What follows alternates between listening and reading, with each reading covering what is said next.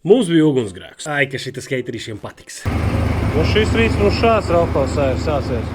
Labi, ka mums tādi džeki, kuri var aizbraukt uzreiz pēc pažarnieku vāģa. Vienmēr sakot, 14. novembra rīts, kas bija piekdienas rīts, mums sākās ar normālu trauksmīti. 7 no rīta man zvana Einārs, viņš saka, ka kaut kas darbnīcā deg. Lidoja uzreiz uz darbnīcu, viņš tikmēr uzreiz pakaļ ugunsdzēšanai mašīnai. Ugunsdzēšanai aparāti jau tika izpūsti tur uzreiz uz vietas. Mums aizdegās skaidru tvertne, no kuras tālāk jau uguns pārnesās uz materiāliem, kas bija finieris šajā gadījumā. Un finieris ļoti karsti deg. Ļoti veiksmīgi izdevās pašspēkiem visu lokalizēt un nodzēst. Paveicās, ka neaizgāja visa darbnīca, ka nepalika tikai sieniņas. Jā, bet jebkurā gadījumā zaudējumi diezgan.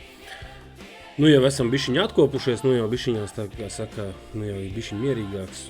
Darbnīca nu jau ir baltāka nekā viņa bija pirms ugunsgrēka, jo viss ir kaļķi nokrītots, visi griezti ir nobalsināti, jo viss bija melns. Tā kā, nu, tāda situācija.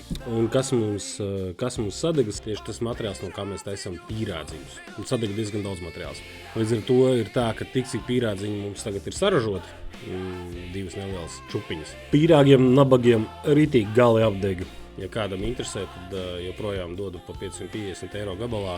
Joprojām došu viņus pa atlaižu cenu projām, bet nu, tāda, diemžēl, tā situācija, kad vairāk mēs viņus pieražot nevarēsim, bet nu, materiāls bija, nezinu, diezgan daudz, ko mēs būtu saražojuši.